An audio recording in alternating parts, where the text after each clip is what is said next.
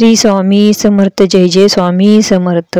जो कोणी मार्गशीर्ष गुरुवारचं व्रत हे मनोभावे आणि श्रद्धेने करेल त्यांना काहीच कमी पडणार नाही. पण पूजा करताना कळत नकळत आपल्याकडून काही चुका घडतात, त्या होऊ देऊ नका, ज्यामध्ये आपल्या पूजेचं पूर्ण फळ पुण्य हे मिळणार नाही.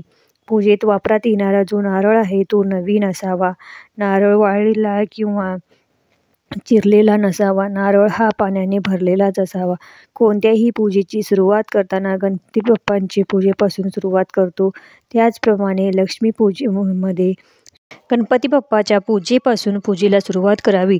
नवीन टणक अशी सुपारी घेऊन स्थापना करून पूजेला सुरुवात करा. दिव्याला आसन द्या. दिवा तसाच जमिनीवर ठेवू नका. दिव्यामध्ये तेल आणि तूप कधीच एकत्र घालू नका. उभे राहून पूजा करू नका. आसनावरतीच बसून पूजा करावी.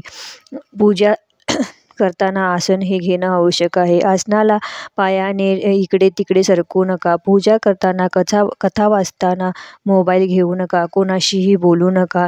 दिवे लावणीच्या वेळी घराला कुलूप घालून जाऊ नका आणि या वेळेस निंदा करणे सुद्धा टाळा. दिवे लागणीच्या वेळी संपूर्ण गुरुवारी कोणत्याही सवाष्णी स्त्री आली तर तिला हळदी कुंकू लावून तिचा मान सन्मान करा आणि आशीर्वाद घ्या.